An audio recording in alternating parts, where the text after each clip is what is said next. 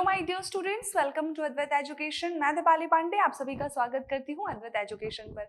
My dear students, ये जो question papers हम लेकर के आ रहे हैं आपके लिए, स्पेशली आरआरबी एनटीपीसी के, ये आपके सभी एग्जाम्स के लिए बहुत बेनिफिशियल होने वाले हैं। पहले बात तो साइंस के ही सवाल है स्पेशली, है ना, जो कि बहुत कम मिलते हैं। अब साइंस के यदि आप खुद ही देखोगे माय डियर स्टूडेंट्स, यदि आप नए पेपर दे रहे हो या देने वाले हो तो आपको खुद ही फील होगा कि पिछले सारे पेपर्स में हमने जो करा है उसमें से तो यार 2-3 क्वेश्चन आ गए और लगभग कंसेप्ट वाइज तो काफी सारी चीजें पूछ ली गई हैं। तो यदि आप पेपर देख रहे हैं तो ये आपके लिए बहुत इंपॉर्टेंट आगे होने वाला है। क्लियर?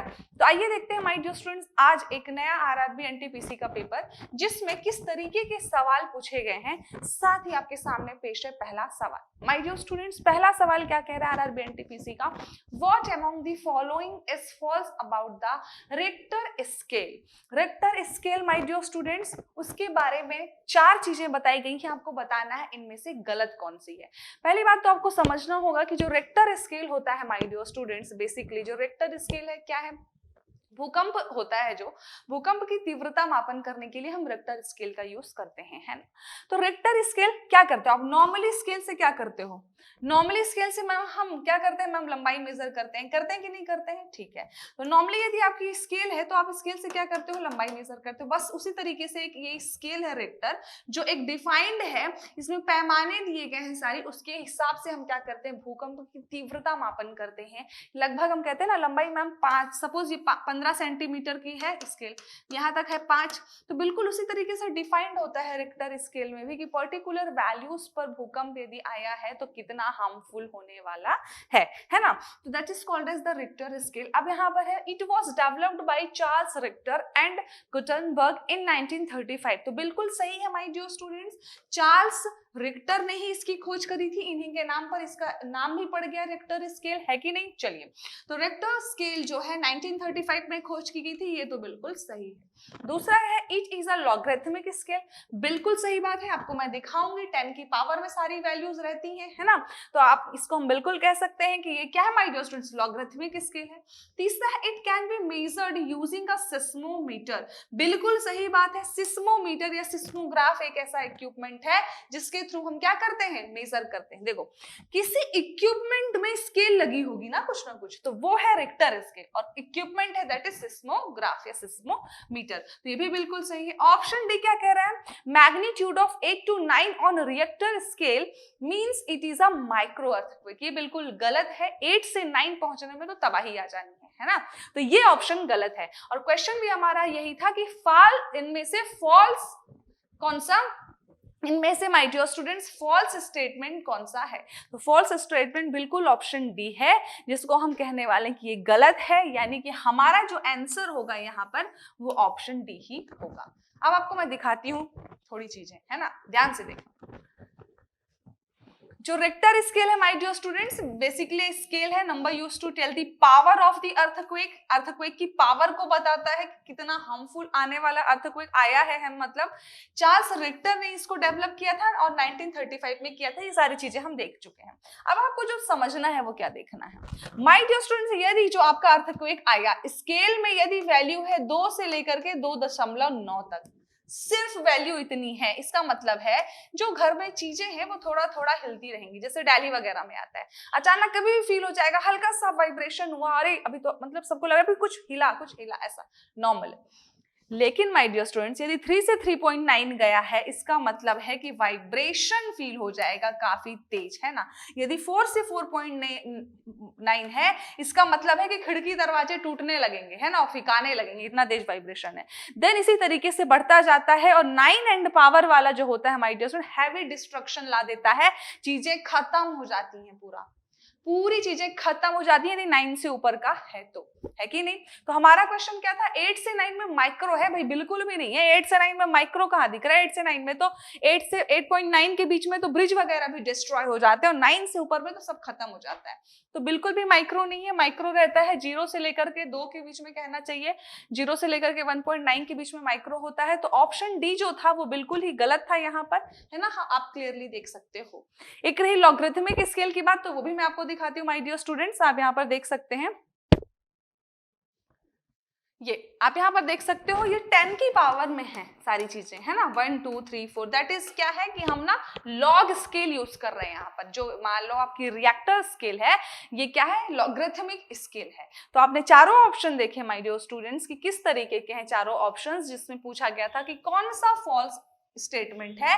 तो बिल्कुल मैम ऑप्शन डी जो है, मैग्नीट्यूड जो है नहीं होगा 8 से 9 के बीच में माइक्रो का। 8 से 9 में मैम तबाही आ जाती है ना। चलिए, तो option D is the correct answer. ये था पहला आरआरबी एनटीपीसी का सवाल। नेक्स्ट क्वेश्चन हम देखने वाले हैं। नेक्स्ट क्वेश्चन क्या पूछा गया, which vitamin among the following is crucial for blood clotting? Blood clotting के लिए कौन सा विटामिन जिम्मेदार है? विटामिन के, डी, ए एंड ई। आप बताओगे, मुझे बहुत इजी सवाल है, फटाफट कमेंट करके बताओ मैम कौन से विटामिन है जो ब्लड क्लॉटिंग के लिए जिम्मेदार है, फटाफट बताइए।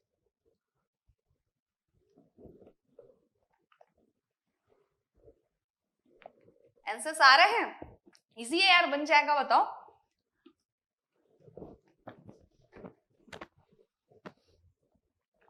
Which vitamin among the following is responsible for the blood clotting? तो my dear students, between K, D, A and E में से विटामिन K जो होता है वो ब्लड क्लॉटिंग के लिए जिम्मेदार है। Vitamin K is crucial for blood clotting. It is essential for the production of blood clotting factor, है ना।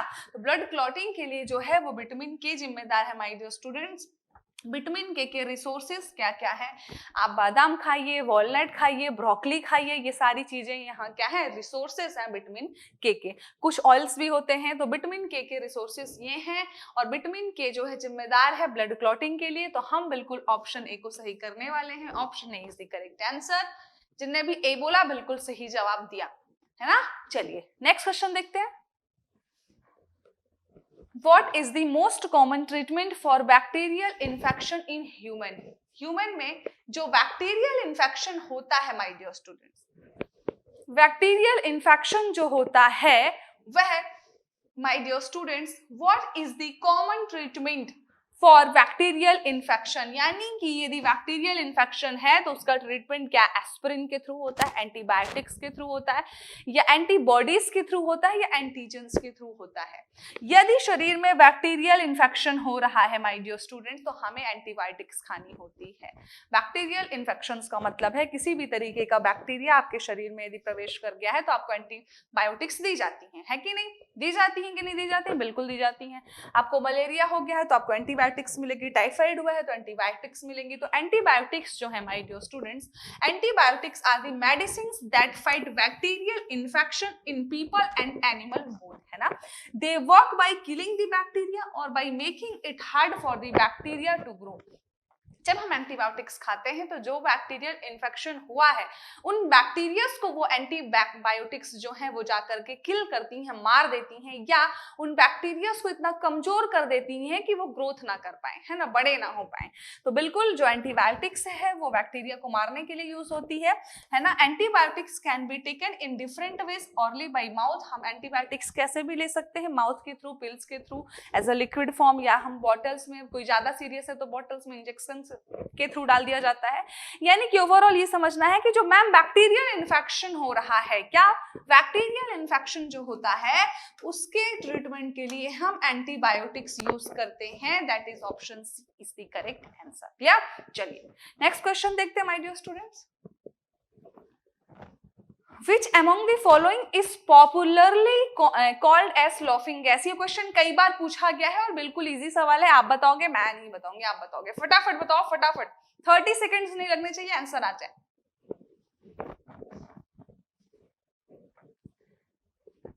लॉफिंग गैस कौन सी है my dear student? That is nitrous oxide. कई बार बताया, हजारों बार बताया, और ये सवाल पूछा भी जाता है, और इसको आप रट लो, दिमाग में बिठा लो।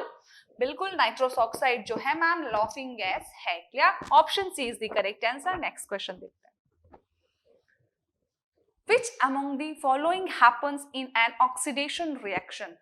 ऑक्सीडेशन रिएक्शन या ऑक्सीकरण अभिक्रिया में क्या होता है? Electrons are gained, electrons are lost, protons are gained, protons are lost. Proton का आना जाना तो कहीं से कहीं तक रिलेटेड ही नहीं है ना। केमिस्ट्री है, ऑक्सीडेशन प्रोसेस है मैम, तो इलेक्ट्रॉन्स का ही कुछ आदान प्रदान हो रहा होगा, ऑक्सीकरण अभिक्रिया में क्या इलेक्ट्रॉन आते हैं या जाते हैं, यानी कि इलेक्ट्रॉन लेता है या दान करता है, दैट इज इंपॉर्टेंट। तो समझना, दो तरीके की रिएक्शंस होती हैं। पहला है माय डियर स्टूडेंट्स ऑक्सीडेशन, दूसरा है रिडक्शन। ऑक्सीडेशन का मतलब होता है ऑक्सीकरण। यदि कोई परमाणु इलेक्ट्रॉन खोता है यानी कि इलेक्ट्रॉन का दान कर देता है तो that is called as oxidation, यानी हम कहेंगे ऑक्सीडेशन में इलेक्ट्रॉन खोया या दान किया या इलेक्ट्रॉन्स ऑल लॉस्ट। पहले भी बताया है, आज भी कह रही हूं, यदि एक चीज याद रखोगे कि जो धनी होगा वही इलेक्ट्रॉन का दान करेगा, जो ऋणी होगा वही इलेक्ट्रॉन लेगा। यानी माइनस चार्ज आया इसका मतलब इसने इलेक्ट्रॉन लिया है, यदि प्लस चार्ज आया इसका मतलब इसने इलेक्ट्रॉन दिया है। बस पैसे हैं, हम धनी हैं तभी तो दान कर पाएंगे ना, डोनेट कर पाएंगे। तो बस इसके पास प्लस चार्ज है यानी इसने इलेक्ट्रॉन दिया है, यानी डोनेट किया है, यानी कि इलेक्ट्रॉन खोया है अपने पास से। तो क्वेश्चन था हमारा ऑक्सीडेशन से कि ऑक्सीडेशन अभिक्रिया में क्या होता है। तो बिल्कुल मैम, इलेक्ट्रॉन्स जो होते हैं आर लॉस्ट, यानी कि इलेक्ट्रॉन का दान कर देते हैं। क्लियर? तो option B is the correct answer. Next question क्या है my dear students? Next question है कि 0 degree centigrade is equal to what degree of Fahrenheit. 0 degree यदि सेंटीग्रेड है तो फ़ारेनहाइट में कितने डिग्री होगा? तो माय डियर स्टूडेंट्स, जो डिग्री और फ़ारेनहाइट का रिलेशनशिप है, फॉर्मूला है, हम बताए हैं पहले भी, आपको याद नहीं है? नहीं है तो बढ़िया से स्क्रीनशॉट ले लीजिए, क्योंकि अगली बार भी सवाल आएगा और आपको बनना चाहिए, क्योंकि आप अद्वैत एजुकेशन में पढ़ रहे हैं, है कि नहीं? सेल्सियस फ़ारेनहाइट, यदि कोई चीज सेल्सियस में दी हुई है आपको फ़ारेनहाइट में निकालनी है, जैसे अभी क्वेश्चन दिया था कि 0 डिग्री सेल्सियस में मैम फ़ारेनहाइट पूछा है। चलो अब हमको फॉर्मूला तो पता है कि यदि हमको सेल्सियस से फ़ारेनहाइट में जाना है तो हम क्या फॉर्मूला लगाएंगे? माय डियर स्टूडेंट्स, यदि डिग्री सेल्सियस से हमको फ़ारेनहाइट में जाना है तो हम गुणा करेंगे 9/5 का, इसको कर देंगे ब्रैकेट में, प्लस कर देंगे 32 इज इक्वल टू आ जाएगा फ़ारेनहाइट। ये जो फॉर्मूला है degree Celsius into 9/5 plus 32 is equal to Fahrenheit, इसको रट लो, याद कर लो, सीधी बात है। कई बार पूछता है my dear students degree Celsius to Fahrenheit, Fahrenheit to degree Celsius, तो बिल्कुल याद होना चाहिए। जैसे अभी क्वेश्चन था 0, अगली बार 15 डिग्री सेल्सियस का पूछ लेगा, भाई 0 का रट लोगे, 100 का रट लोगे और बाकियों का क्या करोगे? नहीं ना, 0 का रट लिए, 100 का नहीं, बीच का भी ना फॉर्मूला याद कर लो ना, फॉर्मूले से सारा काम खत्म। 0 डिग्री सेल्सियस बोला ना, अभी दिखाते हैं, 0 बोला ना, अब 0 डिग्री सेल्सियस पुट कर दो भाई यहाँ पे 0, तो 0 में मल्टीप्लाई करोगे तो कितना हो जाएगा? 0 हो जाएगा, plus 32 is equal to Fahrenheit बराबर कितना आ गया आपका? 32 आ गया कि नहीं आ गया? तो फ़ारेनहाइट बराबर 32 आ गया, यानी 0 डिग्री सेल्सियस में हम कितने फ़ारेनहाइट? 32 फ़ारेनहाइट। अब मैं यदि कहूं कि 32 फ़ारेनहाइट में, 32 डिग्री फ़ारेनहाइट में कितने सेल्सियस होंगे? अब इस फॉर्मूले को यूज करो, कितना है formula? F minus 32 into 5/9 into 5/9 is equal to degree Celsius. अब ये 32 को यहाँ पुट कर दो भाई, तो 32 माइनस 32 0 इज इक्वल टू कितना आ गया? Degree Celsius. यानी कि मैम हमने अभी देखा कि 32 डिग्री फ़ारेनहाइट में कितने degree Celsius? 0 degree Celsius. 0 degree Celsius में कितने डिग्री फ़ारेनहाइट? तो 32 डिग्री फ़ारेनहाइट। यदि मैं 15 रख दूं तो आप 15 से भी निकाल लो, 20 रख दो, 25 रख दो, 50 रख दो तो भी आप निकाल लो। फॉर्मूला क्या है? याद रहना चाहिए, degree Celsius to Fahrenheit, Fahrenheit to degree Celsius. हमारा सवाल यहाँ पर क्वेश्चन में था कि 0 डिग्री सेल्सियस में कितने degree Fahrenheit? That is 32 degree Fahrenheit. Clear? तो कौन सा ऑप्शन टिक करने वाले हैं हम माय डियर स्टूडेंट्स? हम यहाँ पर टिक करने वाले हैं what degree Fahrenheit? That is 32 degree Fahrenheit at 0 degree Celsius. Clear? चलिए, option D is the correct answer. अगला सवाल क्या पूछा गया है? What is the normal resting heart rate range for adult? जो नॉर्मल एडल्ट होते हैं, जो हमारी युवा पीढ़ी है, जो भारत का युवा है हमारा, उसकी, भारत का युवा की बात नहीं है, पूरे युवाओं की, एडल्ट्स की बात हो रही है, ठीक है? एडल्ट्स में कितना हार्ट बीट होता है पर मिनट? तो my dear students, normally range बोला है यहाँ पर, है ना, तो 60 to 100 रेंज होती है लगभग। हम कहते हैं ना हमारा सीना जो है 1 मिनट में 72 बार धड़कता है। रेंज पूछा है, दैट इज 60 to 100। क्लियर? तो ये था आज के आरआरबी एनटीपीसी के क्वेश्चन पेपर का डिस्कशन माय डियर स्टूडेंट्स। बने रहिए अद्वैत एजुकेशन के साथ बढ़िया से नए एडवेंचरस तरीके से पढ़ने के लिए। क्लियर? चलिए माय डियर स्टूडेंट्स, मिलते हैं नेक्स्ट लेक्चर में। Thank you. हैं।